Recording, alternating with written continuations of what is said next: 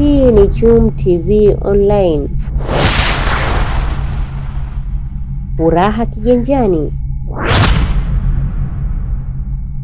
Ofisi ya takwimu mkuu wa serikali ametoa mafunzo ya siku 2 kwa taasisi mbalimbali za serikali ya binafsi kuhusu kuweka mageresho ya wafanyakazi katika takwimu ili kuweka mpangilio mzuri wa uchambuzi wa wafanyakazi kwa nafasi zao. Usisahau kusubscribe, kucomment, kulike na kushare. Mimi ni Subira Salum. Kumbuke kwamba mafunzo haya yalikuwa yameratibiwa chini ya programu ya uimarishaji takwimu Tanzania, yani TSMP awamu ya pili, ambayo huwa tunaendelea nayo kwa kuzialika taasisi mbalimbali na kuzipa mafunzo ili sasa kuzijengea uwezo. Kwa hiyo kwa hizo siku 2 ambazo mlikuwepo hapa kwenye mafunzo haya, matumaini yetu kwamba mafunzo haya yamekuwa na tija na yatawasaidia katika utekelezaji wa majukumu mbalimbali ambayo mnayafanya. Kwa hiyo kwa niaba ya mtakwimu mkuu wa serikali naomba niwashukuru sana, na matumaini yangu kwamba mafunzo haya yatakuwa yameleta ufanisi mkubwa, na kile itakapobidi kuwaita kwa ajili ya kuendeleza au kuwajengea uwezo, nadhani kama ofisi ya mtakwimu wa serikali, miongoni mwa majukumu yake ni kuzijengea uwezo taasisi za serikali, hasa kupitia hii programu ya uimarishaji takwimu Tanzania.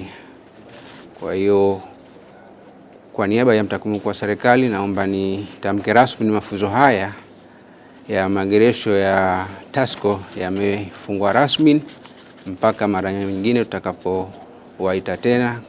Mafunzo haya ni muhimu kwa watumishi hawa kwa sababu wao huwa wanaweka takwimu za ajira ambazo wanazokuwa nazo katika maofisi yao, pengine kwamba mfano kama Wizara ya Kazi wanakuwa wanasafirisha wafanyakazi nje ya nchi.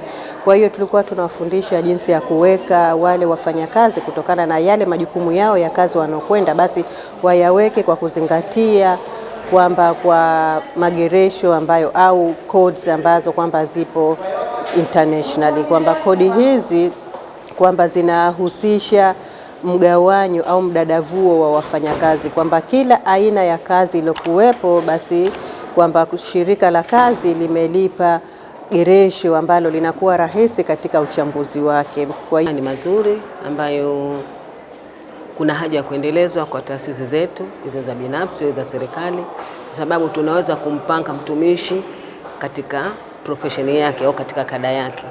Kwa mfano, katika mafunzo yetu tumeona kwamba watumishi wamegawa katika magrupu makuu 9 na 10 ambayo ni la ziada. Katika makundi hayo tumeweka watumishi wote katika fani mbalimbali au fani zao. Kwa mfano, kuna kundi la wataalamu, kuna kundi la wahudumu, kuna kundi la viongozi na makundi mengine ya watu mbalimbali. Na hizi kodi ambazo wanazopewa wafanyakazi ni ili professional yake.